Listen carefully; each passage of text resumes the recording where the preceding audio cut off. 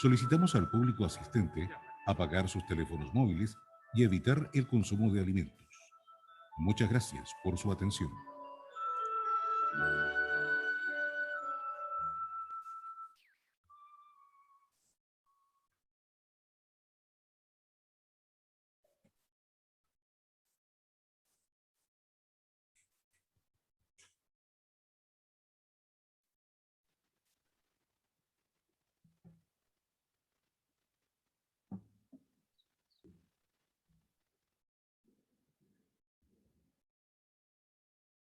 Bien, muy buenas tardes a todos. Bienvenidos de vuelta al aula magna de nuestra querida universidad. Después de casi 2 años que estuvo cerrada, podemos volver a utilizarla hoy día en una charla magistral, la cuarta charla magistral del curso de Administración de Empresas del Departamento de Ingeniería Comercial. Damos la bienvenida a las autoridades presentes, las autoridades que están también conectados de manera online, y me gustaría dejarlos, primero que todo, con el director del campus San Joaquín, don Marcelo Ruiz, que nos va a dar unas pequeñas palabras de bienvenida.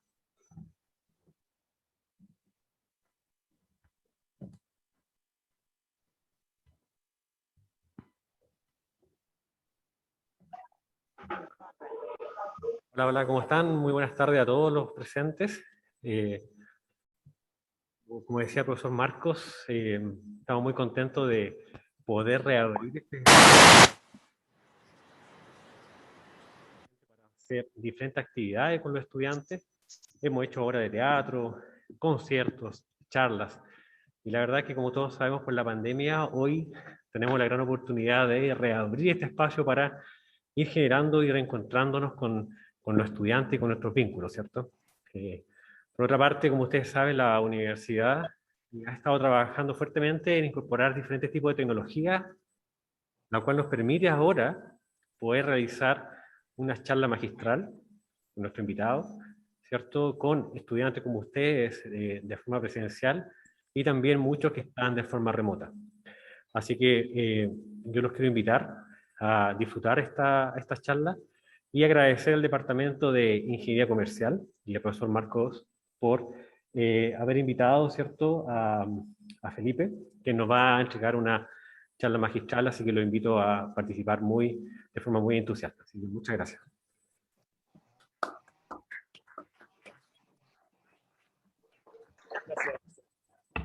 Gracias, Marcelo. Les cuento que hay más de 300 personas asistiendo a esta charla de manera presencial, de manera online también, desde Campus Casa Central, desde Campus Vitacura, también desde la 8ª región. Así que vamos a tener, a pesar de que el aforo acá es reducido, hay mucha gente que está participando también, le damos la cordial bienvenida. Bien, este semestre la charla magistral la va a dictar Felipe Longo, que nos acompaña acá. Felipe es ingeniero comercial de la Pontificia Universidad Católica de Chile, es Master in Business Administration de la Universidad de Harvard y actualmente es el gerente general de Easy, empresa de Cencosud. Ha trabajado en distintos países, incluido Chile, obviamente, y el Reino Unido principalmente. Así que, sin más, aquí el dueño de la charla es Felipe Longo. La charla va a durar alrededor de 40 minutos, 45 minutos, y luego van a haber espacio para 6 preguntas. 3 preguntas las vamos a hacer desde acá, desde el aula magna, y 3 preguntas de manera online. Así que, sin más, por favor, ayúdame a recibir a Felipe con un aplauso. Gracias, Marco. Gracias, querido. Muchísimas gracias. Hola a todos, ¿qué tal? Primero que nada, qué rico poder estar de vuelta en el campus, poder estar con ustedes presencialmente acá, pero aprovechando la tecnología, poder estar conectados también con tanta gente que está viéndonos a través de las computadoras. Marco me invitó a tener esa conversa con ustedes sobre qué es gerenciar una empresa y tratar de pasarle algunas experiencias, insights, anécdotas, una visión un poco más general, digamos, de qué es gerenciar una empresa. Yo me acuerdo cuando yo estaba trabajamos juntos con Marco hace años atrás, y esto no funciona. Nosotros estábamos en una empresa multinacional y en esa empresa tenían un dicho, ¿no? Que era, cuando tú tienes un empleado que era más o menos malo, medio incompetente, que no dejaba la grande siempre, finalmente, ahí sí. Cuando estaba en esa situación, decían así, mira, la empresa era muy, muy buena para agarrar a esa persona y aislarla y ponerla en el lugar donde menos problemas no podía causar y menos daño podía causar la empresa. Y ese lugar era las altas gerencias. Y ese era el dicho que teníamos, que finalmente iba, digamos, los más complicados lo iban promoviendo hacia arriba, que causaban menos problemas y dejaban a nosotros haciendo la pega.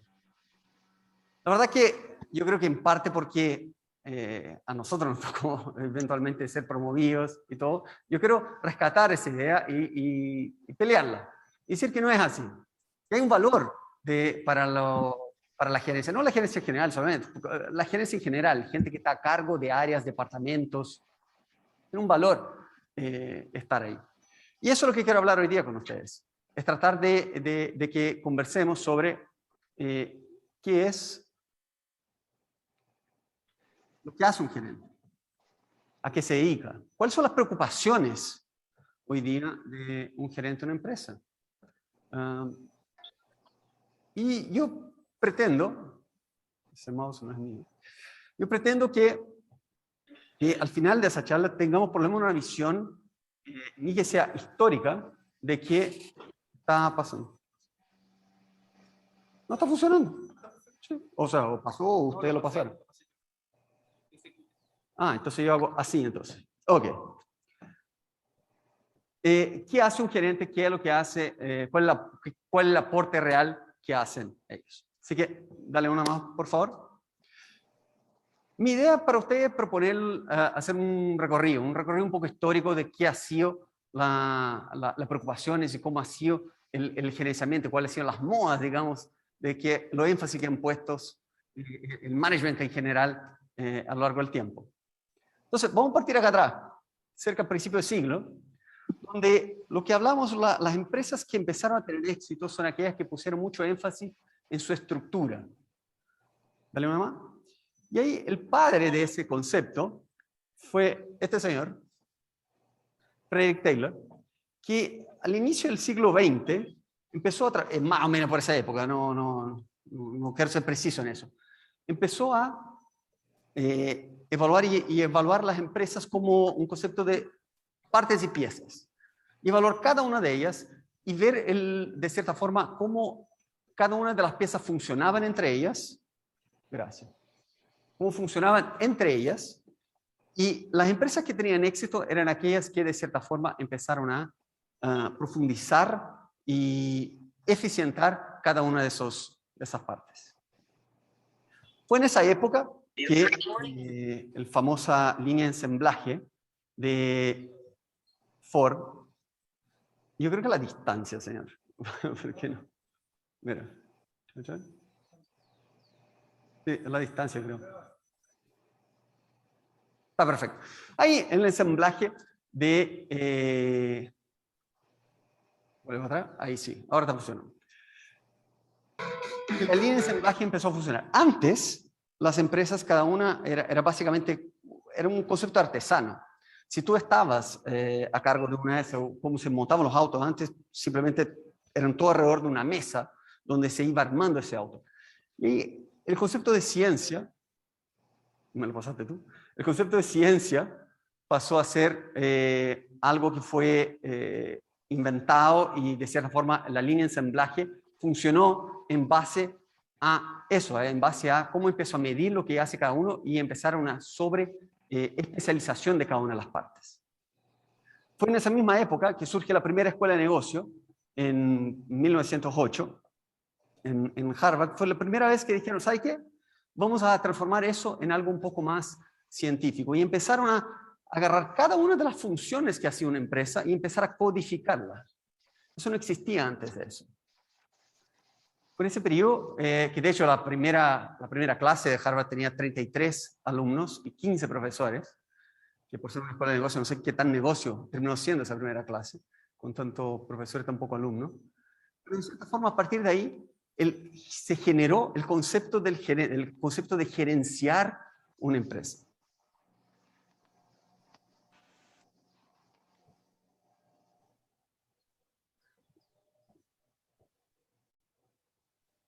Es que pasa como demasiado... Ahí sí. Dejémoslo ahí. Hoy día, lo saqué de la página de usted, ese hoy día lo que la malla de ingeniería comercial de acá, y vemos la cantidad de cosas que hoy día se enseñan cuando uno quiere tratar de enseñar ingeniería comercial. Debo ser honesto que en realidad yo creo que trabajar en una empresa agrega haber estudiado ingeniería comercial, por supuesto que sí, o hacer mucho más, probablemente sí, pero no es necesariamente así lo ideal, o sea, o lo necesario, digamos. De hecho, el mejor jefe que he tenido en la vida había sido un piloto de avión, de hecho. Eso había estudiado. La segunda mejor jefa que he tenido era, de hecho, una periodista. Y el jefe más exitoso que he tenido no estudió ninguna carrera y hoy día es dueño de Cencosud. Entonces, ¿tiene un valor? Yo creo que sí. Pero yo creo que va mucho más allá de eso. Hay un tema de aptitud, hay un tema de habilidad, hay un tema de querer desarrollarse en el mundo de los negocios y estar atento a lo que pasa ahí. De todas las carreras, de todas las cosas que nos enseñan cuando venimos a la universidad, estoy seguro que hay muchas cosas que van a ser más o menos útiles. Lo que le puedo decir por experiencia, y si tienen la chance, aquellos que no están estudiando comercial acá, si tienen la chance y se quieren meter al mundo empresarial, si tienen la chance de tomar un curso de contabilidad, esa sería mi recomendación personal. Un curso básico, la introducción a la contabilidad, más que suficiente. Es el lenguaje que utilizan las empresas para entender qué está pasando dentro de ellas. Esa sería mi recomendación a ustedes. Si tienen la chance, háganlo. Bueno, en eso estaban las empresas que habían sido más exitosas en aquel minuto, estaban justamente realizando ese tipo de cosas. Estaban realizando, eran aquellas empresas que iban a enfocarse en cada una de esas piezas y partes y empezaban a cientificar. Pero ahí ha pasado el tiempo y surge una nueva tendencia, moda, camino, que es, bueno, eso está pasando demasiado rápido, demasiados slides para adelante. Vuelve para atrás, para atrás, para atrás, para atrás. Ahí. Donde la clave pasa a ser la estrategia de la empresa. Cerca de 1950, un poco antes, un poco después, pero por esta onda, probablemente influenciado de cierta forma por saliendo de la Segunda Guerra y todo el concepto militar de estrategia. Las empresas que empezaron a ser exitosas eran aquellas empresas que ponían mucho énfasis en su estrategia. Y ahí surge toda una corriente alrededor de eso. Corriente que, por mucho tiempo. El principal exponente de eso, Michael Porter, famoso, seguramente han leído hasta el día de hoy, se leen sus libros de hace más de 40 años que lo escribió, donde Michael Porter decía que la estrategia de la empresa es lo que le da el norte, y decía el ni el sur, es como que le marca cuál es el camino que tienen que tomar. Estrategia, por si acaso, es un concepto súper abusado. ¿Para qué estamos con cosas? Todos tienen estrategia, todos quieren ser estratégicos. En realidad yo creo que hay una cierta exageración alrededor de eso, porque creo que al final del día la estrategia de una empresa... ¿No lo pasáis tú? ¿Una? Eso está fallando. Ahí. Si yo quisiera hacerlo de una forma relativamente simple, yo diría que la estrategia se compone de 3 partes. ¿Ya? Y haciéndolo súper simple, la estrategia son, si quieres escribir una estrategia de algo, piensa en 3 cosas.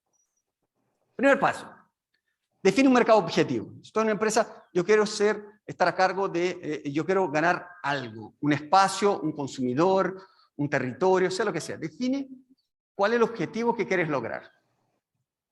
Segundo paso, dado ese objetivo, define cuál va a ser la propuesta de valor que le va a entregar. ¿Qué va a ser aquella cosa que va a hacer que esos consumidores te prefieren a ti y no a otro, o a tu competencia, o lo que sea? Tercer paso, dado que ya sabes qué es lo que va a hacer que el consumidor te prefiera, consigue todas aquellas cosas que tienes que tener o hacer, lista, todas aquellas cosas que tienes que tener o hacer para que eso suceda, para que eso sea efectivo. Así es simple, o tan complicado o tan simple como lo quieran hacer. De eso se basa la estrategia. Déjame darle un ejemplo.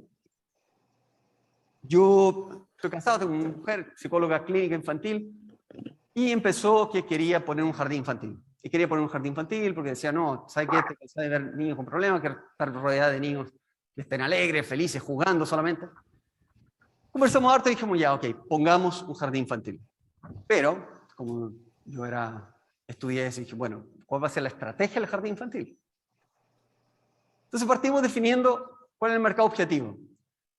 Mirando, evaluando y tomando varias decisiones, fue como el jardín infantil, hemos colocado un jardín infantil que obviamente el mercado objetivo son niños en edad de jardín infantil, pero un territorio en Chicureo, que era donde había un crecimiento muy grande de familias que tenían cabros chicos. Dentro de Chicureo hay la zona norte de Chicureo donde más se están poniendo nuevos condominios. Y obviamente Chicureo, de donde vivimos, no es tan lejos, podríamos hacerlo llegar. O sea, puede que Rancagua haya un tremendo mercado, pero obviamente para nosotros no tenía ningún sentido apostar por eso. Entonces, definimos el territorio. Ahí decir, ok, pero ¿por qué vamos a elegir nuestro jardín infantil? Y dijimos, oye, hay 3 características que decidimos que iban a ser clave. Primero, la ubicación. La gente se cambia de ciudad por una universidad. La gente es capaz de cruzar la ciudad por ir a un buen colegio, pero nadie se mueve por un jardín infantil. Entonces, la clave era, si quiero atacar ese segmento, yo tengo que estar muy bien ubicado cerca de ese lugar. Segundo, una infraestructura buena. Un jardín infantil te llama la atención cuando llegas y se nota que la cosa es linda, bonita, que tenga el espacio adecuado, etc. Segundo. Tercero, queremos hacer, en base a la experiencia que hemos tenido con nuestras hijas, cuando estamos en Inglaterra, hemos visto cosas muy interesantes. Principalmente un concepto integral de jardín infantil, que el jardín infantil no es solamente la profesora, la parvularia que lo está enseñando y cuidando, sino que tenía psicólogos, psicoterapeutas, fonoaudiólogos que le ayudaban en la formación del niño. Y eso queríamos hacer. Ese iba a ser el diferencial del colegio, del jardín. Y así lo hicimos. Tercer punto. Para hacer todo lo que hice, entonces, ¿qué hacemos? Primero, conseguir una ubicación. Conseguir una ubicación al lado del Colegio San Anselmo, justo en el sector más importante. Segundo, tuvimos que construirlo, porque esa infraestructura no podía remodelar una casa como usualmente se hace en un jardín. Tuvimos que invertir para construir eso. Construimos con espacios grandes, con una sala de terapia ocupacional, con juegos internos y externos. Estamos tratando de entregar lo que habíamos dicho en el punto anterior, la infraestructura. Y por último, el tema de las psicoterapeutas, fonoaudiólogos. ¿Cómo iba a lograr eso? Bueno, dado que lo vamos a construir, hicimos salas o como consultas y que hacemos un canje con ellas. La fonoaudióloga te doy una consulta para que atienda a todos tus pacientes externos a cambio de que veas un par de veces a la semana los niños del jardín. Y esa es la estrategia. Entonces, partimos de dónde queremos llegar, cuál es el objetivo, el mercado objetivo, cuáles iban a ser las cosas que iban a hacer que fueran distintas, y finalmente fuimos construyendo cada una de esas cosas. Eso es una estrategia para un negocio. Y con una estrategia tan bien hecha, ¿cómo les creen que fue el jardín infantil? Le fue pésimo, no. Le digo más o menos. El problema es que abrimos el día 6 de marzo del 2020. Y digamos que 2 semanas después estuvimos cerrados por un buen tiempo. Y obviamente ha costado desde entonces partir. Este año ya está bastante mejor, ya está funcionando, ya tiene como 85 niños inscritos, la cosa está funcionando, por lo menos está yendo bien. Pero la línea del Excel que decía pandemia parece que no la incluye. Pero eso es una estrategia. ¿Ok? Y eso era lo que hacía, es lo que hace que hoy, en aquel momento, hacía que las empresas fueran más o menos exitosas y la energía de los gerentes estaba dedicada a eso, a buscar, a diseñar esa estrategia. ¿Qué te puedo decir sobre estrategia en general? Algunas cosas que... ¿Le das tú, por favor? La esencia de la estrategia que decía Michael Porter, ¿no? Es decir qué no hacer. Y eso es una cosa que yo vine a aprender muy tarde en mi vida laboral, pero que es fundamental. Es cuando es demasiado fácil caerse en el error de tratar de ser todo para todo el mundo. Y eso es un error. Cuando hacemos una estrategia exitosa para una empresa, cuando tú vayas a ver que la gente está siguiendo la estrategia, cuando alguien deja de hacer algo que tú dices que, pero eso es muy bueno para el negocio, y lo dejan de hacer, y hace, ¿sabe qué? No lo vamos a hacer. Y no lo vamos a hacer porque efectivamente eso va en contra de lo que estamos construyendo como empresa. Cuando estaba trabajando con otras empresas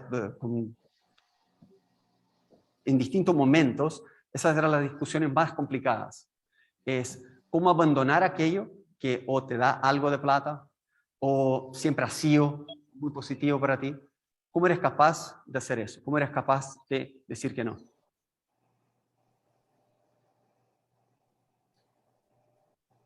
Fue demasiado. Vuelve atrás. Ahí, quédate ahí. Eso. Segunda cosa fundamental en una estrategia, sé coherente en todo lo que hagas.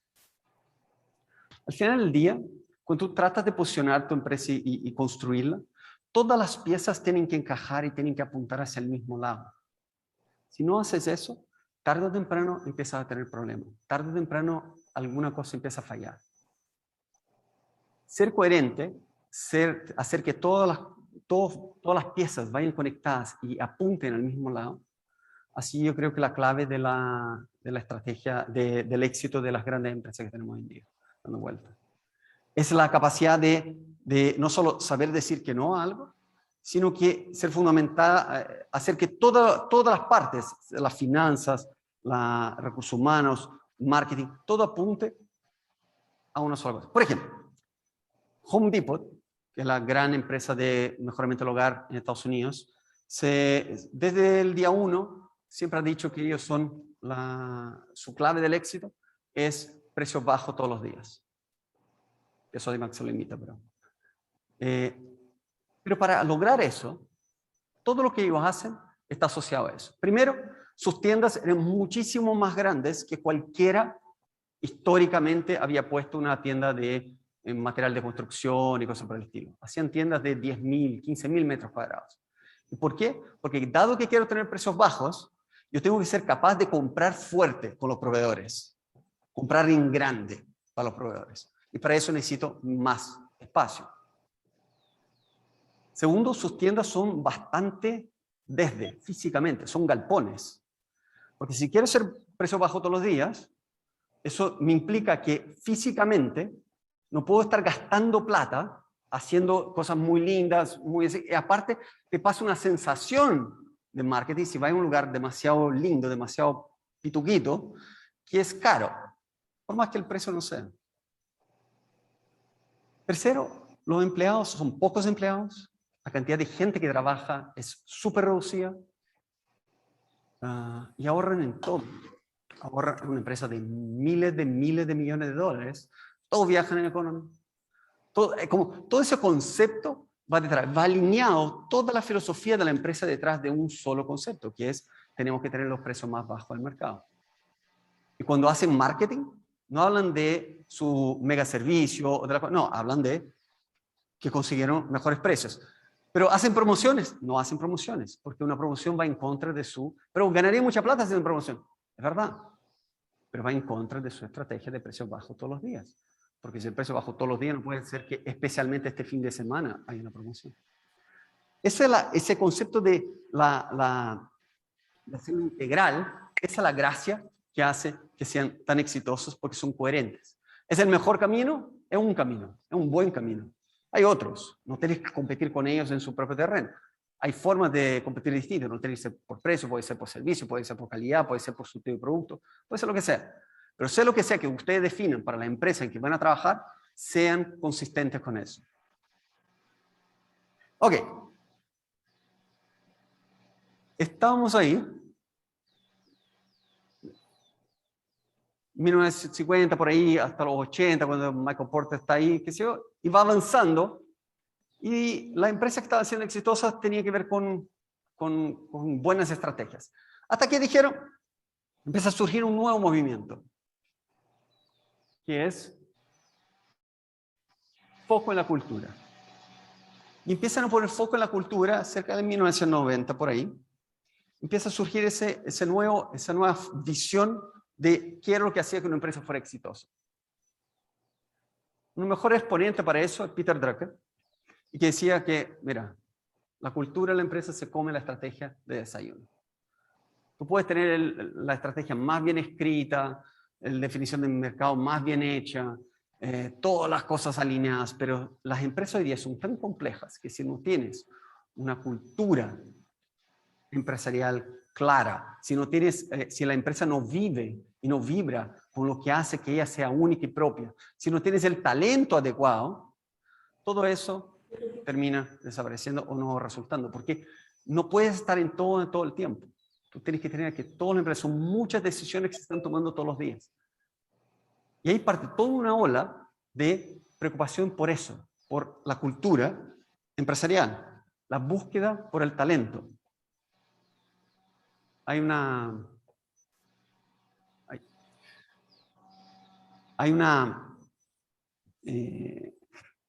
empresario famoso, Jack Welch, de General Electric, que se hizo muy famoso justamente hablando de eso. Y él tenía la política que en General Electric, en los años 90, todos los años, a 10% de la fuerza, de los ejecutivos, de todo el mundo, los sacaba, los echaba. Él consideraba que había que podar el árbol para hacerlo crecer fuerte. Eso generaba una serie de cosas que obviamente hizo que fuera muy exitoso GE por mucho tiempo. Hoy en día ya no le va tan bien. Pero esa filosofía de lo único que me preocupa es de tener gente buena trabajando para mí fue la tónica de las empresas exitosas de esa época, de los años 90.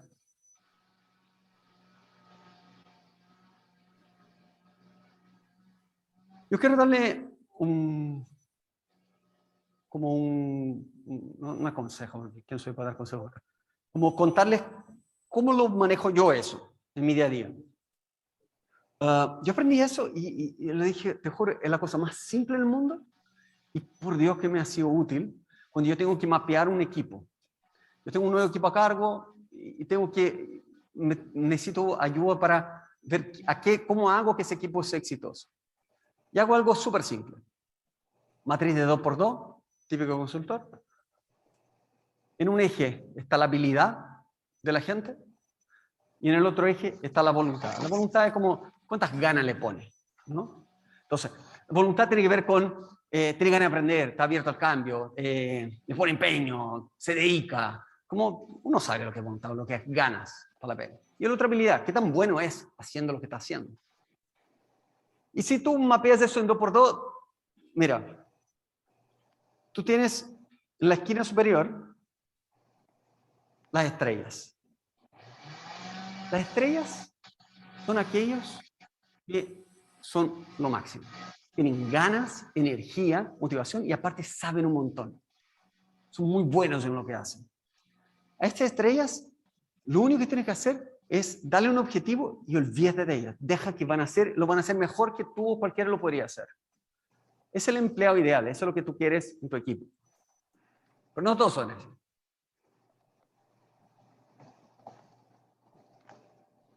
En el eje de baja habilidad pero alta voluntad, están los novatos. Usualmente hay gente que tiene muchas ganas. Muchos de ustedes probablemente en sus primeros trabajos van a estar en esa categoría, que tienen ganas, tienen energía, quieren aprender, pero no tienen habilidad todavía, no saben cómo hacerlo, se equivocan demasiado. A esa gente hay que enseñarles, hay que darle tiempo, hay que hablar mucho con ellos, hay que hacerles coach, hay que estar encima, pero en la medida que van ganando la habilidad se van a transformar en estrellas. Ok, ¿y qué hacemos con la gente de abajo? ¿Qué hacemos con la gente que tiene harta habilidad pero poca motivación? A eso le decimos los gruñones, que son aquellos, usualmente gente con mucha experiencia, que lleva haciendo algo por mucho tiempo, lo hace muy bien, pero son como tratar de sacarlos del lugar, motivar, cuesta un mundo, porque no tienen esa voluntad intrínseca. A esa gente hay que motivarlos. Y cuando te topas con gente así, yo creo que la clave es escucharlos, más que tratar de hablarles. Y tratar de descubrir cuáles son aquellas cosas que les motivan. Y a veces un tema de reconocimiento, a veces simplemente cambiar y aplicar su habilidad en otras áreas. Eso hay que escucharlos para motivarlos. Por último, baja habilidad, baja voluntad. A ver, si está en una situación, tipo, no tiene ganas, no quiere hacer las cosas, encima lo hace mal lo que hace. Es usualmente hay gente que debería ser invitada a retirarse. Y no digo que sean 10% de la empresa, porque no lo son, creo que están exagerando mal allá en GE. Pero uno no tiene que tener miedo también de hacer el corte cuando es necesario. Y es bueno para la persona también, porque va a estar probablemente buscar otro lugar donde se pueda desempeñar mejor. Hay veces que no es posible sacar a la persona, por el motivo que sea. Y en esos casos, yo digo, preocúpate de la voluntad primero. Eso es lo primero. Porque sin voluntad, sin ganas de aprender, sin ganas de cambiar, sin ganas de hacerlo más, jamás van a agregar y tener habilidad. Por eso yo digo que es el concepto. Aquellas estrellas, déjalas ser, dale un objetivo, inspíralas y listo. Aquellos novatos, enséñale, coach, esté con ellos, habla mucho, se gasta mucha energía ahí, es donde de hecho yo más energía gasto en esa parte. Y aquellos que son más gruñones, hay que escucharlos. Escuchen, dale oreja. Te van a dar la respuesta de cómo hacer para que se motiven nuevamente. Finalmente, los pasteles, bueno, si es posible, sácalos, si no, compadre. Algo que en esa época también se empezó a hablar mucho, hasta Leo se habla mucho, de la diferencia entre ser jefe y ser líder, ¿no? Y se habla de eso, de ese concepto de el jefe te manda, el líder te inspira, el jefe dice lo que hay que hacer, el líder muestra cómo hay que hacer. Y como eso hay una lista enorme de cosas que muchas de ellas son verdad y realmente uno siente la diferencia. A mí en realidad me gusta poner una definición un poco distinta. Yo digo que líderes son aquellos que te llevan a donde no habrías llegado solo. Es un buen líder. El que te va a ayudar a llegar donde tú no lo hubieras hecho por tu cuenta. ¿Sabes qué? Quiero contar una historia que pasó hace demasiados años, más de 100 años atrás. La historia de Ernest Shackleton. No sé si ubican esa historia o no, pero una de las historias más fantásticas que conozco. Ernest Shackleton era el capitán de un barco de principio del siglo XX. Y es una historia que se pasa en el sur de Chile, de hecho, o más bien en la Antártica chilena. En aquella época, Ernest Shackleton era el capitán del barco Endurance y ellos deciden hacer una expedición hacia el Polo Sur. Ellos querían ser el primer equipo a pisar el Polo Sur, 1914, o sea, Primera Guerra Mundial corriendo en Europa, el inglés por si acaso. Y arman un equipo de 28 personas, o sea, su tripulación, y parten en un barco con objetivo de llegar al Polo Sur. Ellos parten el barco en agosto de 1914 y la idea era la siguiente. Se van a acercar hacia la plataforma de la Antártica, deberían llegar ahí en diciembre y de ahí iban en trineos hasta el Polo Sur. Esa era la idea. Ellos parten en agosto y se empiezan a acercar, Cabo de Hornos, vientos, etc. Y el barco se queda pegado. Y el barco se queda pegado y llega diciembre y no logran mover el barco con la cantidad de hielo que había, se atrasaron demasiado y está pasando el tiempo porque obviamente va a empezar el invierno pronto porque todavía tienen que caminar un montón para llegar al Polo Sur y volver. Entonces, vuelve uno por favor. Entonces, el barco cuando queda preso, de repente queda preso en el hielo, ellos van y él dice a la otra persona, ok, tenemos que soltar el barco. Se bajan del barco y empiezan físicamente a picar el hielo, y esa foto, eso de todo real, esa foto, a su equipo para que piquen el hielo para soltar el barco. Y por más que tratan de hacerlo eso varias veces, no logra avanzar mucho y llega finalmente febrero de 1915 y él dice, ok, ya está, tenemos que, él llama a la gente y dice, no podemos seguir porque por más que lo soltemos ahora, que ya está dificilísimo, no nos da el tiempo. Y lo que tenemos que hacer ahora es aguantar el invierno acá en ese barco. Entonces, imagínate la sensación que estás preso en un barco en la mitad de la Antártica y te dicen, vamos a pasar el invierno acá. Y él, con su liderazgo, con su fortaleza, logra hacer que todos estén con él, los mantiene entretenidos, los mantiene enfocados y con tareas, lo hacen hacerse sentir útiles, y con eso están así durante todo el invierno. Marzo, abril, mayo, junio, julio, los momentos más duros del invierno en la Antártida. Preso a la mitad de la nada.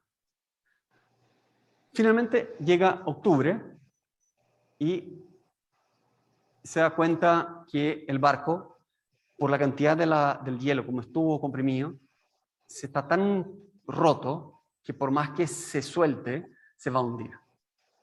Y ahí él toma la decisión de avisar a su equipo que tenemos un problema.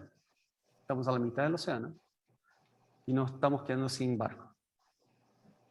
Y ahí, en octubre de 1915, que él da la orden de abandonar el barco. Y dice que la misión ha cambiado. Ya dejó de ser una misión de exploración para ser una misión de supervivencia. Y vamos a sobrevivir y nos vamos a salir de acá caminando. Vamos a volver a la civilización caminando. En mitad del océano. ¿Qué hacen ellos? Bajan los botes salvavidas y empiezan a arrastrarlo por cientos de kilómetros en el hielo. ¿Cómo hace que esa gente haga eso? Y esté disponible para eso. Foto real del momento. Arrastrando los barcos. Ellos hacen eso por 6 meses.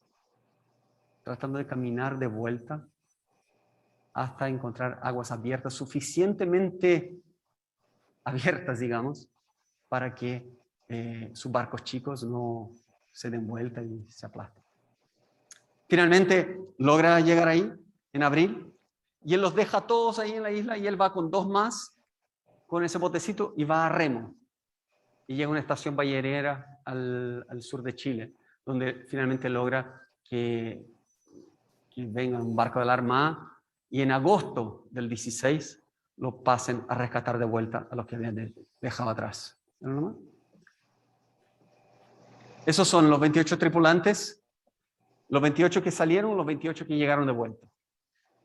Él logró en 2 años mantenerlos a todos vivos, todos enfocados, sin ningún tipo de motín, sin ningún tipo de problema, sin ningún tipo de pelea. Esa es la fortaleza que tiene un buen líder, capaz de hacer cosas fantásticas como esa, contra toda la diversidad. Tuviera que capturar 3 grandes cosas que yo creo que buenos líderes hacen.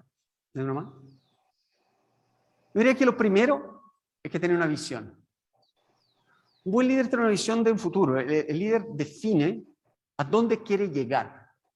Sea quiero llegar al Polo Sur, sea yo quiero sobrevivir y volver de vuelta. Visualiza eso. Quieren ser buenos líderes, parten primero definiendo cuál es el futuro que ustedes quieren construir. Segundo, dale una más. Dale una más. Eso. Se comunican bien. Para ser un buen líder tienes que ser claro, preciso, persuasivo. Tienes que ser capaz de que esa visión que tienes del futuro, tú seas capaz de entregarla y que la gente te comprenda, te entienda. Eso, por si acaso, se aprende, es técnica. Y estoy seguro que todos pueden ser buenos comunicadores. Eso es tratar, estudiar, estar motivado, de ir detrás de esa forma, de cómo me comunico mejor, sea por escrito, sea en presentaciones como esa, sea como sea. Tercer punto, preocupación. Yo creo que eso lo diferencia los grandes líderes. Si tú estás pidiendo que alguien te siga, esa gente para seguirte tiene que sentir que tú te preocupas de ellos primero que nada. Que si ellos te siguen, más adelante van a llegar a puerto seguro. Porque tú estás más preocupado de ellos que de cualquier otra cosa. Si tú tienes esas tres cosas, una visión clara del futuro que quieres, eres capaz de expresarla y comunicarla, y todos que te escuchan saben que en realidad lo dices, y tu intención es más por ellos que por cualquiera, tú vas a ser un gran líder y vas a tener gente que te siga. Bueno, ahí estábamos, hablando de cultura. Eso era lo que estaba de moda. Jack Welch saliendo en la portada de todas las revistas. El talento. En esa época que los sueldos de los CEOs, que no fue mi caso por si acaso, los sueldos de los CEOs se disparan en el mundo. Entre fin de los 90, 2010, se multiplican por millones y millones. Porque toda esa idea de tenemos que buscar talento y por eso hay que pagarlo y hay que buscar. Eso era lo que estaba de moda. Realmente, ¿qué es lo que está pasando los días de hoy? Los días de hoy, hoy día hay otro concepto. Lo que estamos hoy día viendo es que las grandes empresas, lo que los gerentes se preocupan hoy día, es de cómo dar un propósito a la empresa. Eso es lo que nos está diferenciando. Eso es lo que está diferencia a las grandes empresas. Esa idea de propósito. Ese tipo, Simon Sinek, que no está al nivel de los anteriores, por el amor de Dios, si no, acá todos los profesores me van a retar, después puse ese tipo al mismo nivel de Taylor o de Porter. Es un gurú de internet cualquiera que hace charlas y escribe libros interesantes. Pero lo que me gusta de lo que él habla mucho del porqué de las empresas y expresa muy bien ese concepto. Que las empresas tienen que entender muy claro por qué existen. ¿Qué es lo que hace que ellas... y que ellas sientan eso, de esa visión de cuál es mi razón de existir. Y él hace una cosa que se llama el círculo de oro, que le llama él. El círculo de oro, él dice el qué, el cómo y el por qué de las empresas. Entonces, expliquemos cada uno de ellos. El qué. Él dice, todas las empresas en el mundo saben a qué se dedican. Cualquier empresa sabe a qué se dedica, qué es lo que haces. Eso básicamente aquellos productos o servicios que tú ofreces al mundo. Tengo como ejemplo la revista The Economist. ¿Qué hace? Una revista semanal con noticias del mundo. Eso me dedico, yo vendo una revista semanal. Ok. Pero dice, algunas empresas saben el cómo lo hacen. El cómo tiene que ver con cuáles son aquellas cosas propias de ti, cuáles son aquellas cosas que te caracterizan y te hacen únicos para hacer el qué. Algunas empresas ya lo hacen y lo conocen y se entienden. Como en el ejemplo de Economist, probablemente sería algo del tipo, tengo profesionales esparcidos, periodistas de primer nivel esparcidos por el mundo para escribir buenos reportajes semanalmente. Ese es mi diferencial. Yo tengo gente buena en todo el mundo, en todos los continentes tienen periodistas. ¿Ok? Pero el por qué. Y ahí es donde muy pocas empresas entienden y realmente sienten y vibran con el por qué existen. Y el por qué es la razón de ser de esas empresas. Es su razón de existir. Y lo que él dice es que las empresas saben muy bien el qué, algunas del cómo, pero muy pocas del por qué. En el caso de Economist sería, que esa es su moto, de hecho, ellos quieren explicar el mundo, explicar lo que ocurre en el mundo a las personas. Esa es su razón de existir. Entonces, si te empiezas a preocupar del por qué, primero te haces más atractivo, porque atraes gente que se motiva con aquellas mismas cosas que tú te motivas, que tu empresa está tratando de promover. En ese caso sería explicar lo que está pasando en el mundo. Veamos un ejemplo. Veamos, por ejemplo, Google. Antes de eso, dale una más. Eso. ¿Qué es? Tú puedes agarrar cualquier empresa y partir del qué y llegar al por qué. Y lo que él dice es como no, partamos del por qué y llegamos al qué. Entonces, vamos una más. Dice, Google parte del siguiente concepto. ¿Por qué existimos nosotros? Nuestro objetivo es ordenar la información del mundo. Eso es lo que quiero hacer. Soy obsesivo por ordenar la información del mundo y que todo el mundo sea capaz de acceder a ella. ¿Ok? Dado que quieres hacer eso y esa es tu razón de existir, ¿cómo lo vas a hacer? Bueno, ¿vale? Lo hacemos en base a algoritmos basados en las preferencias de las personas y la relevancia de los temas. Ok, ¿y cómo se traduce eso finalmente? ¿Qué es lo que se ve de lo que tú haces? Un buscador de internet, etc. Si hubieran partido al revés, hubieran partido de el qué hacemos, somos un buscador de internet. Eso es lo que hacemos. Y ahí va para adentro, les cuesta mucho más adaptarse. Probablemente no estarían haciendo videos hoy en día o mapas, porque créeme que mapear el mundo completo y ahora el océano entero, el fondo del océano, son cosas que solamente empresas que tienen muy claro el por qué existen son capaces de invertir y hacer. Veo un par de ejemplos de empresas que no pudieron ver eso. Dale un clic y queda ahí. Kodak, famoso caso de una mega empresa que desapareció. ¿Qué hacían? Se dedicaban a vender rollos y químicos para revelar fotos. ¿Cómo lo hacían? Tenían un material propietario muy bueno, tenían como químicamente eran muy superiores a los demás. Pero lo que nunca realmente vivieron ellos era el por qué lo hacían. ¿Por qué trabajamos en Kodak? ¿Por qué Kodak existe? Kodak existe, o existía en realidad, para guardar recuerdos memorables. Ellos querían ser una empresa que ayudaba a la gente a guardar recuerdos memorables.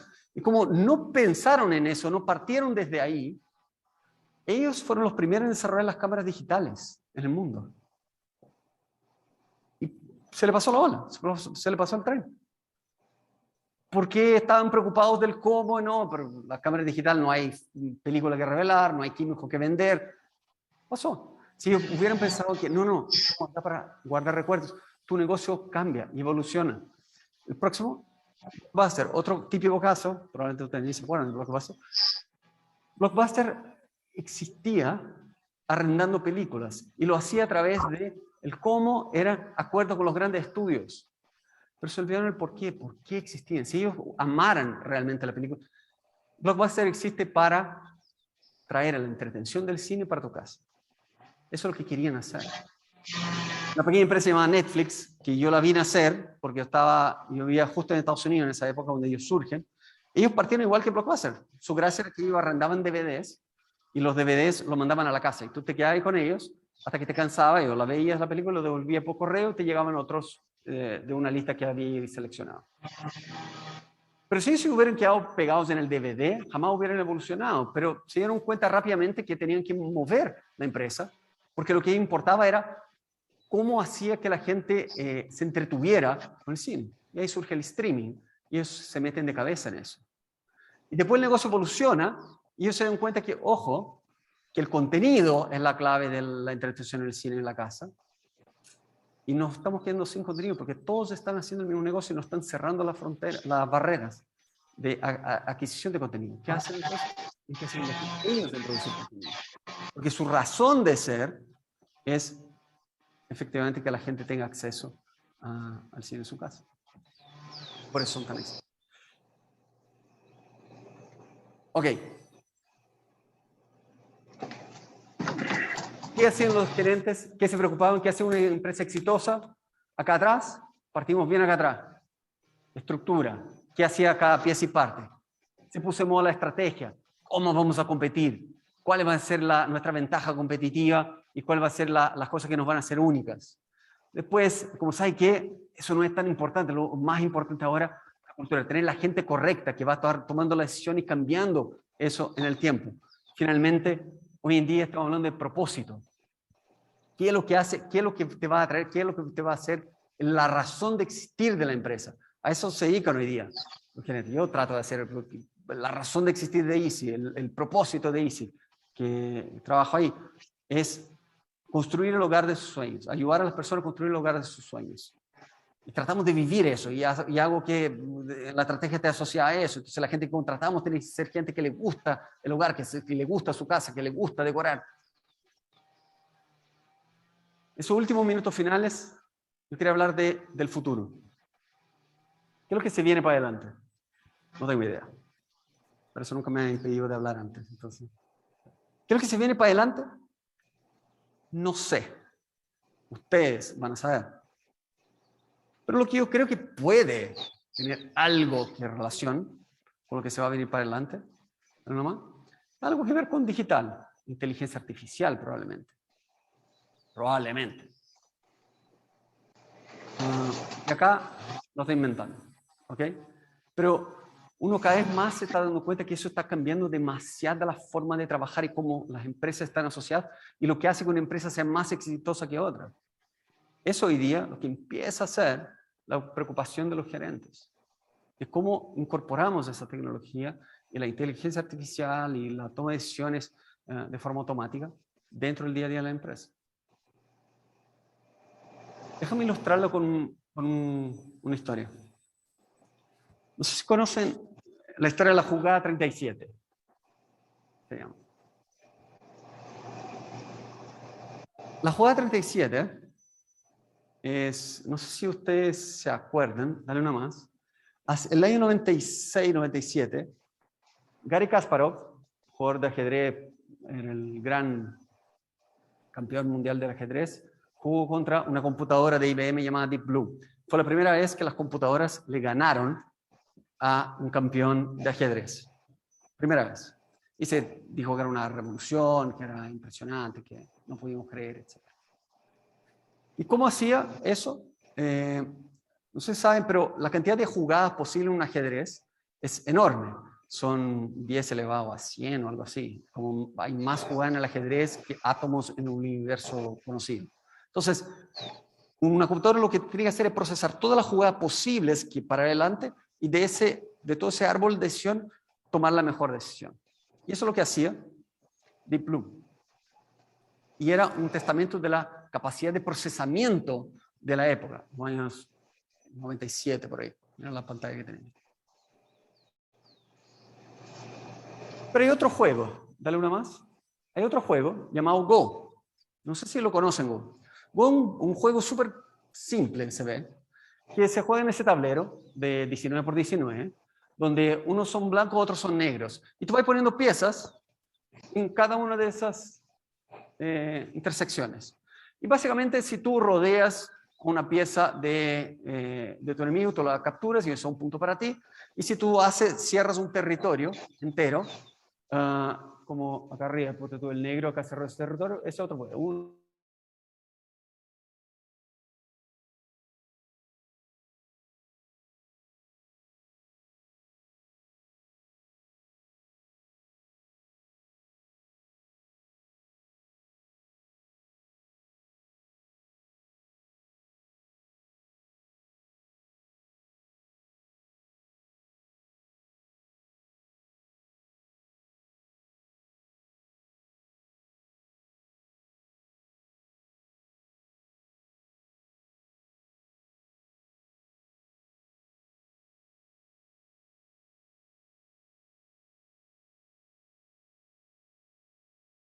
Y por eso, por mucho tiempo, quedó como un juego que no se podía modelar de una forma que realmente comparado con un buen jugador o un campeón.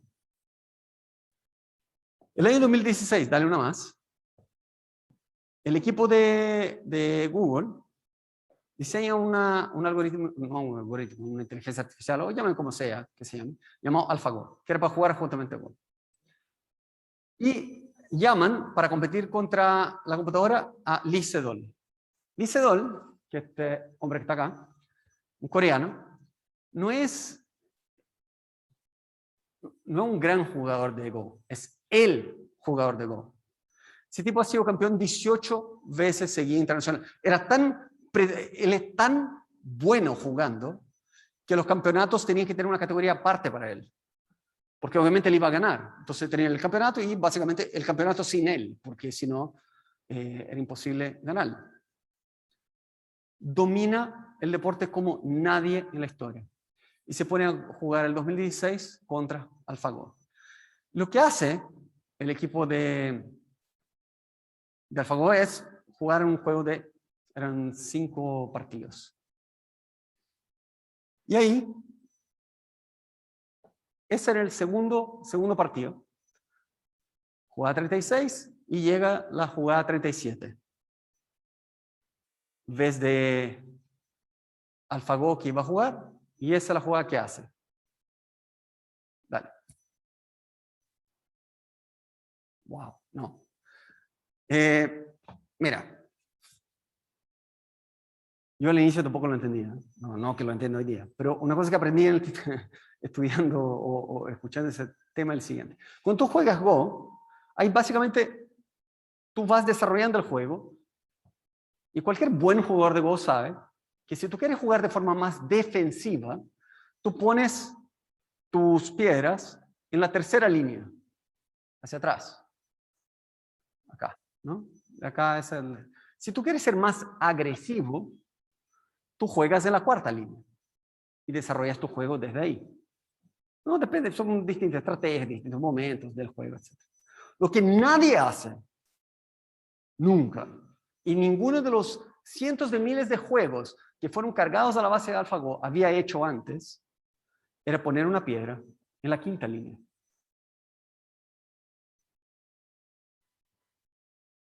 Y eso, dale por favor.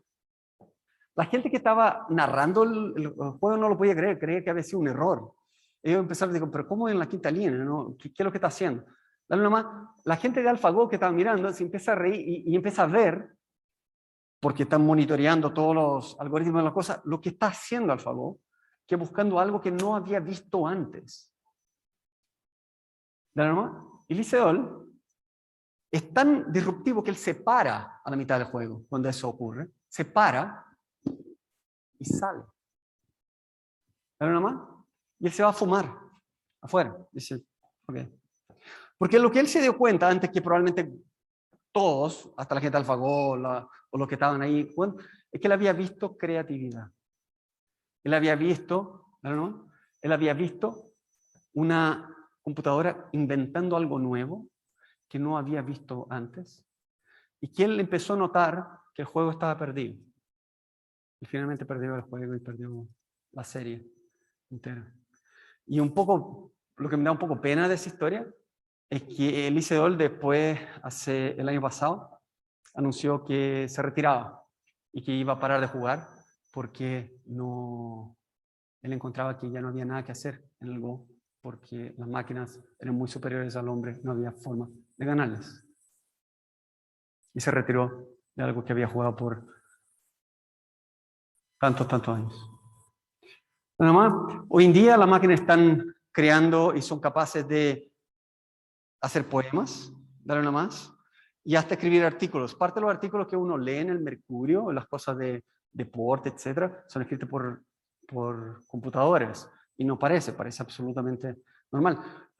Parte de la descripción en los productos que vemos en las páginas web, y por eso suelen ser medio genéricos, todo es escrito por computadores.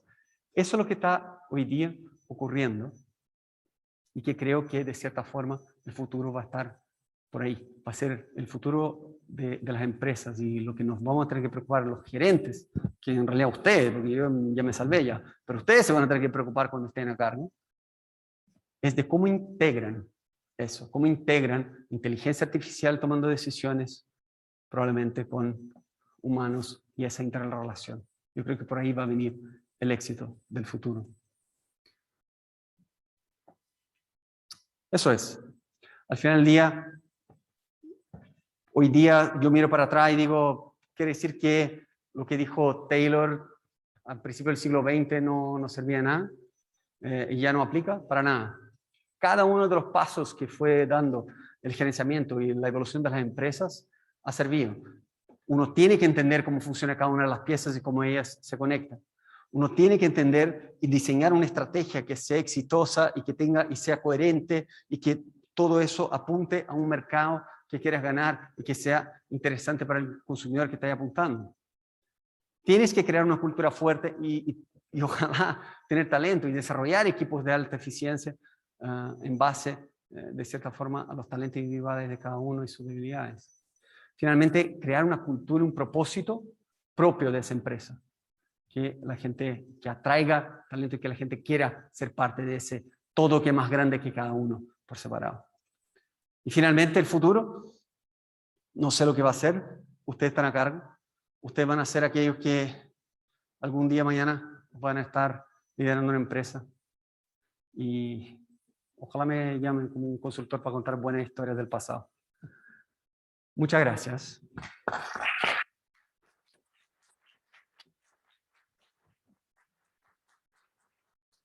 Muchas gracias, Felipe. Vamos a abrir el micrófono a las preguntas. Vamos a partir por las 3 preguntas acá del aula. No sé si acá, ahí tenemos una pregunta. Bien, vamos por eso.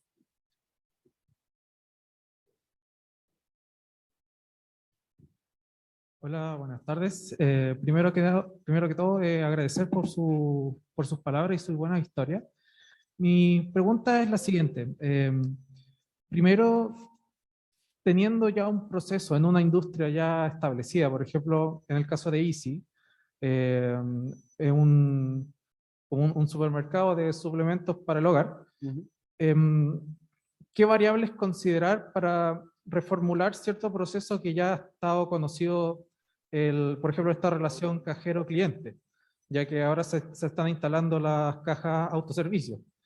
Y lo otro es, ¿qué gran desafío fue el primero? ¿Cuál fue su primer gran desafío al llegar a una empresa nueva?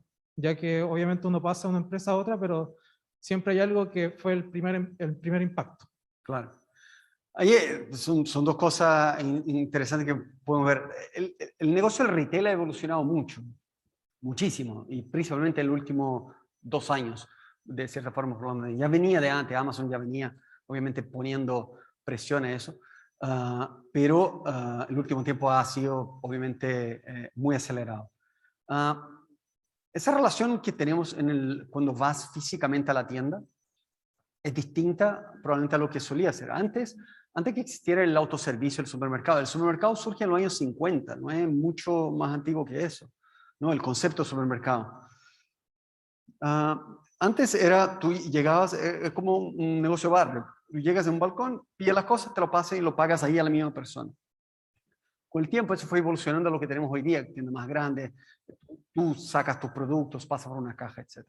Los cajeros están evolucionando como han evolucionado muchas cosas. Hoy día la caja de autoservicio es una ayuda para mucha gente, precisamente para las cosas más simples. Es mejor para todos, para el cajero, para el consumidor, para todos. Hace más fácil la vida de la gente. Y digamos que constantemente estamos evolucionando. ¿Cuál va a ser el retail del futuro específicamente, así como va a ser, tal cual? Sí, lo estamos construyendo entre todos, la verdad, y estamos aprendiendo ahí. ¿Sobre qué es lo más complicado cuando llega una empresa nueva? Mira, yo siento que lo más difícil es entender quién es quién. Y eso es lo que usualmente gasto más o toma más mi atención, ¿no? He cambiado de empresa unas 4 veces en mi vida. Y entender quién sabe qué, los poderes internos, la percepción de las personas frente a otras y sobre los distintos departamentos y entender lo que está por detrás de cada una de las cosas que están trayendo a la mesa. Yo creo que eso es lo más complejo. Yo creo que la clave de eso es hacer preguntas y preguntar mucho y aprovechar que eres nuevo y cuestionar y entender, y de a poco te vas dando cuenta de cómo funciona la empresa por dentro. No es tanto el saber qué hacer. Si alguien quiere que tú hagas algo específico, te lo van a enseñar. O sea, no tienes que preocuparte de que salí de la universidad. No me acuerdo la clase de cómo se hacía valor presente, cuál era la forma. Tranqui, eso te lo van a mostrar cómo se hace. Lo difícil sin duda es entender quién es quién y qué es lo que está por detrás de sus motivaciones. Bien, Abierta la pregunta, el micrófono también. Preguntas, don Marcelo. Voy para allá.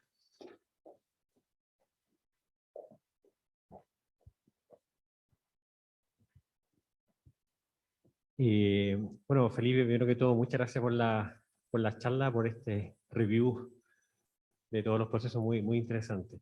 Mira, te quería consultar desde el punto de vista de Easy, ¿cuáles son los próximos pasos a nivel de robótica, inteligencia artificial? ¿Ustedes ya están aplicando alguno de estos conceptos o todavía quizás no se puede comentar? No sé, si nos puedes dar una visión si va quizás la robótica al tema logístico, no sé si tiene alguna... Sí, yo creo que hay un concepto de automatización que no es nuevo para nada y que ha evolucionado en el tiempo, particularmente en la parte de la cadena de suministro, las bodegas y cosas por el estilo. Por las características propias del negocio de Easy, que tiene productos de tamaños tan diferentes, la automatización, la robótica, se utiliza bastante menos. Se utiliza más en la parte de paquetería, que se llama, precisamente con el e-commerce, donde para procesar más pedidos por minuto, ahí sí aplica y ayuda bastante ese tipo de cosas que es la automatización o robótica. En el negocio más core, así como el mover un pallet de cerámica para arriba abajo o muebles, es muchísimo más difícil de implementar porque la robótica de cierta forma todavía es beneficiosa cuando tienes cosas estandarizadas. Cuanto menos estandarizado eres, más complejo es aplicarlo. Por otro lado, hay otra parte, que es la parte de información. Y ahí sí hay mucho que se puede hacer. Se está metiendo mucha tecnología dentro de las tiendas, empoderando a los vendedores para que tengan la información del cliente y de los productos. Otro es poner los precios que sean electrónicos en la tienda.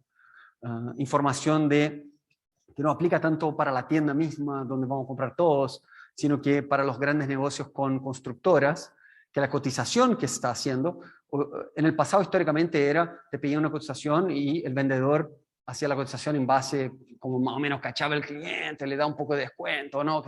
Hoy día no, hoy día ya hay un tema de machine learning y de procesamiento de todas las veces que le hice cotización, cuántas dijo que sí, cuántas dijo que no, cuáles son las características que hacen que acepten, ¿no? Y de cierta forma la propuesta que se está haciendo, hoy día he hecho más, el vendedor siempre puede meter mano, pero hoy día ya es una propuesta hecha por una máquina, digamos, que está pensando y mira para atrás toda la información de los precios. Otra cosa que estamos haciendo es la diferenciación de precio entre ciudades.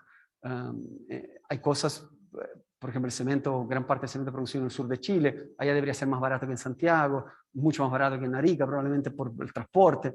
¿Cómo podemos diferenciar ese tipo de cosas entre ciudades de una forma sistémica, ¿no? Y que no sea simplemente que alguien esté pensando el producto de cada uno? Cuando tenéis 50.000 productos, se hace absolutamente inviable. Ahí es donde yo creo que la tecnología se está entrando con fuerza en el retail. Perfecto, muchas gracias.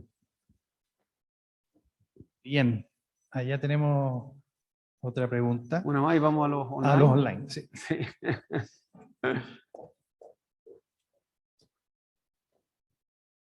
Bien. Hola, buenas. Me llamo Martín. Muchas gracias también por la presentación y a la universidad por la fomentación de este recurso. La pregunta es la siguiente. Actualmente las empresas que se dedican a hacer despacho a domicilio están mucho más presentes que las empresas o las grandes mercantiles de espacios físicos, como lo puede ser un supermercado o también tiendas de comida. ¿Usted cree que en algunos 20 años más las tiendas físicas se vean mucho menos consumidas que las tiendas online? Y que se reduzca así también las tiendas físicas, como por ejemplo algún sistema bodeguero y que los trabajadores sean repartidos en ellos.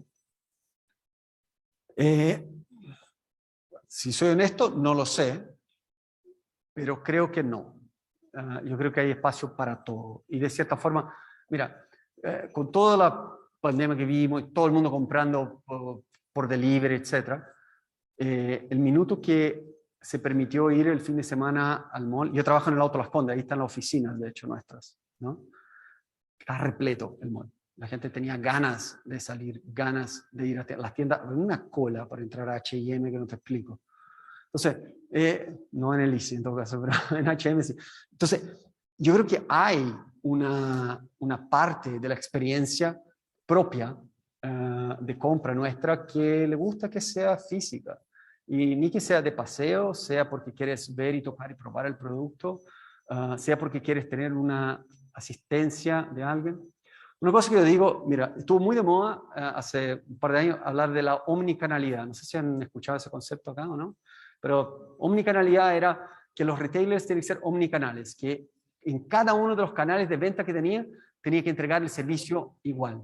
Yo siempre encontré medio extraño ese concepto, porque no era como, tiene que ser igual, la gente quiere cosas distintas. Entonces, por ejemplo, si yo voy a una, si yo quiero ver el producto, tocar el producto, yo voy a ir a la tienda. Y por lo tanto mi tienda tiene que estar dispuesta, siendo consecuente con eso, a que los productos los puedas tocar, que sean cerca, que no estén a 3 metros de altura, que no sea una foto la que tiene. ¿Entiendes? Eso es lo que estáis buscando. Tú cuando vas a una tienda, tú quieres hablar con alguien y que alguien te explique el detalle de eso. Para eso está, por eso vas a una tienda. Entonces tenemos que preocuparnos de dar ese tipo de servicio. Ahora, si tú ya sabes lo que quieres y no quieres hablar, o quieres ver el detalle de las especificaciones, o quieres comparar productos, Internet, sin duda, es tu canal. Entonces, por lo tanto, hagamos nuestra página web y que tenga toda la información detallada y que haga fácil comparar productos en la web. Que eso sería la clave de Internet. Yo no voy a hacer una tienda que te ayude a comparar, así como no quiero hacer una tienda online que te trate de dar la experiencia con realidad virtual y cosas por el estilo, que hasta ahora ninguna ha funcionado. Porque, de nuevo, son necesidades distintas. Para mí, la clave, por ejemplo, es call center. Si yo estoy llamando a un call center, lo último que quiero es que hablar con una máquina. Prete 2 para no sé, prete 4 para... Llamo a un call center, yo quiero hablar con un ser humano, porque si fuera para hablar con una máquina lo hago por internet. Entonces, entendiendo cada uno de esos canales, yo creo que es lo que hace que el futuro, puede que la proporción sea distinta a la que es hoy, que hoy día es más o menos un 90% de la tienda, 10% online, y eso no son muy lejos esos números. Con la pandemia subía un 80-20, pero no pasó de eso, ahora está volviendo para atrás. Puede que sea 50-50, puede hasta que sea 80 online y 20 presencial, pero yo creo que hay espacio y va a seguir siendo necesario ambos canales. ¿Quería algo online? ¿Alguna de las preguntas del equipo? ¿Marco? Sí, tenemos preguntas. Diego, el encargado. Felipe, ¿me escuchas? Sí, perfecto. Primero que nada, muchas gracias por la presentación y disculpo por los problemas técnicos. Con respecto a las preguntas, tenemos, ¿hay alguna manera de catalogar una negociación como justa para ambas partes? Una negociación, no te escuché la parte. ¿Negociación qué para ambas partes? ¿Hay alguna manera de catalogar una negociación como justa para ambas partes? Cuando ambas partes tienen la posibilidad de decir que no y dicen que sí. Si no tienen posibilidad de decir que no, puede que no sea justo. Pero si tienen la posibilidad de decir que no y ambas dicen que sí, es justa. Está dentro de un marco en que ambos aceptamos libremente algo.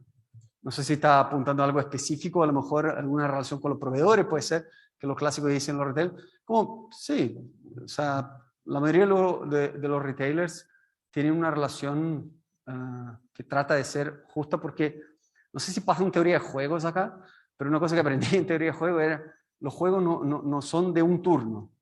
No es que, te gané esta vez, se acabó el juego, gané. No funciona así.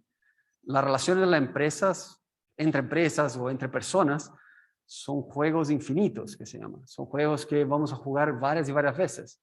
Pues que una vez te gane, pero si entro con el concepto de ganar al otro y que el otro pierda, después no van a querer jugar conmigo o simplemente van a estar con sangre en el ojo para ganar ellos a mí y que yo sea el perdedor. Entonces, yo creo que sacar de ese marco de ganancia y pérdida, y sino que construir algo que sea bueno para ambos lados. Todas las veces que uno va, yo tomé un café antes de llegar acá y pagué un plata por un café que me dieron.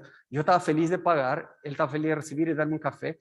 Ambos ganamos en esa transacción. Yo creo que fue justo eso y creo que las relaciones en general son de las mismas características. Perfecto, muchas gracias, Felipe.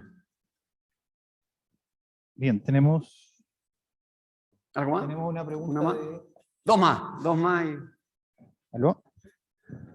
¿Aló? Ahí sí. Tenemos una pregunta en vivo de Felipe Osorio.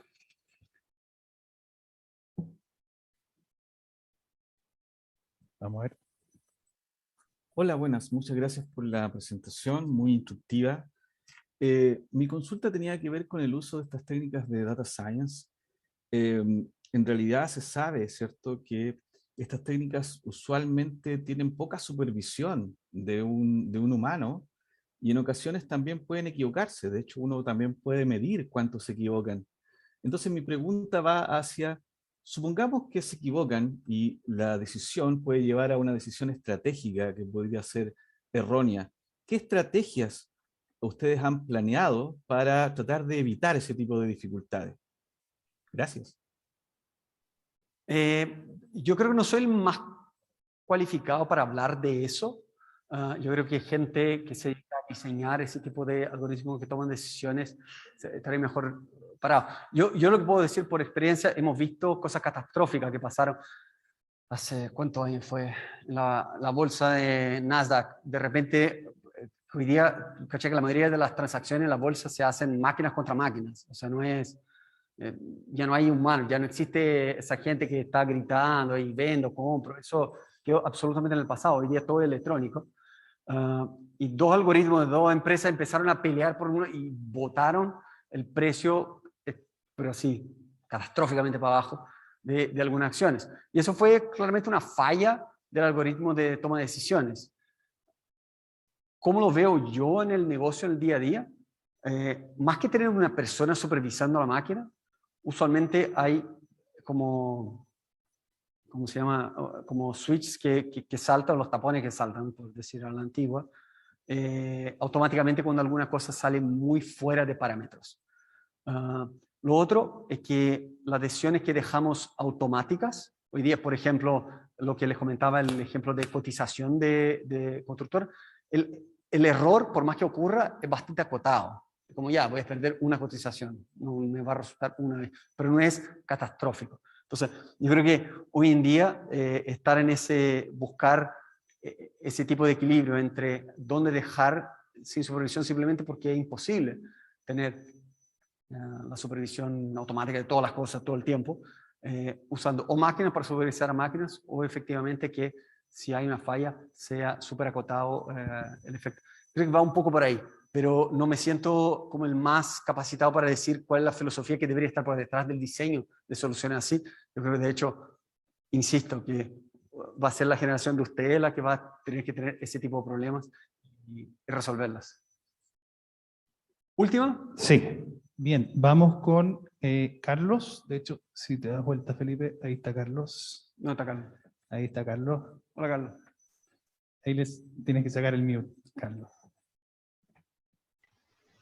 Hola Felipe, ¿qué tal? Muchas gracias por la charla. Felipe, yo la duda que tengo es si tú reconoces que existen algunas habilidades o costumbres que sean como necesarias adquirir y desarrollar para poder ser un mejor líder y al mismo tiempo para poder transmitírsela o inculcársela a los equipos en los que uno se debería liderar, digamos. ¿Cuáles son y si son comunes o transversales como a los distintos gerentes, digamos, digámoslo así? Yo creo que hay varias características que obviamente pueden describirla y estoy seguro que en los cursos que van a tener lo van a evaluar los distintos casos de ese tipo que han ocurrido. Yo mencioné hoy día 3 de ellas, ser capaz de tener una visión, eso es más propio de cada uno y tiene más que ver con intrínsecamente la ambición que uno tenga, no ambición en el sentido malo de la palabra, sino que simplemente qué tan más allá quieres llegar. La capacidad de comunicación, yo creo que es algo que todos pueden aprender. Y sí, si puedes dedicarte a eso. Y de nuevo, comunicación no es hablar en público. También lo es, pero no es eso, es cómo yo expreso una idea para convencer a alguien.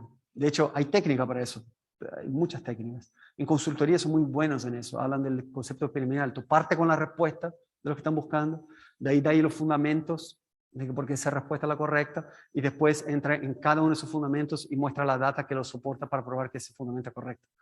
Ese concepto piramidal funciona siempre, hace mucho más simple la comunicación con la gente. Son cosas que uno puede aprender. Ahora, por último, yo creo que la gran diferencia entre un gran líder y simplemente alguien que convence, está a cargo y todo, es ese concepto de la preocupación, ese concepto de que te preocupes por tu equipo. Preocúpate por tu equipo, preocúpate que ellos estén bien, preocúpate de entenderlos y hacer que ellos luzcan. Y estoy seguro que va a ser muy exitoso, porque la gente va a querer trabajar contigo, la gente va a poder... Yo creo que uno de los grandes errores que he visto de algunos jefes que tratan de como ellos son lo importante, ¿cachai? Y como que el equipo no se luzca, créeme que no tiene sentido. Al final del día, tu rol como gerente es gerenciar personas. Entonces, tú te luces cuando ellos se lucen. Yo creo que esa es la clave del asunto, para ser bien honesto. Eso yo creo que es lo que hace la gran diferencia.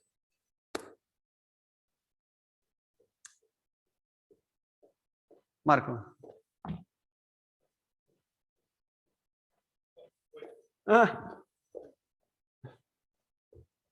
Ese micrófono, así que voy a ocupar acá el... Felipe, qué gusto verte, qué gusto tenerte acá en el Alma Mater. Trabajamos varios años juntos. Eres un tipo con demasiada experiencia, eres un motivador, tienes las características que mostraste ahí para poder gerenciar, motivar a las personas y llevarlas a ayudar a llegarlas más lejos donde ellos no creían que podían llegar.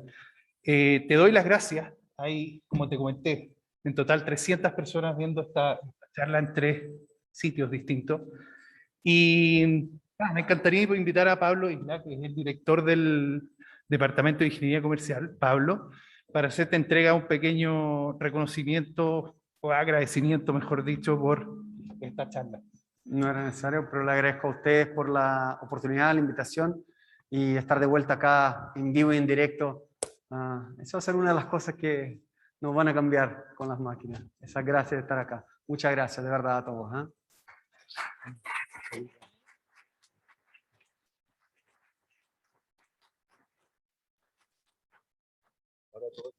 Ahora todo tiene protocolo. Así es. Bueno, Felipe, queríamos entregarte un pequeño presente por la sua fala. No, muchas gracias.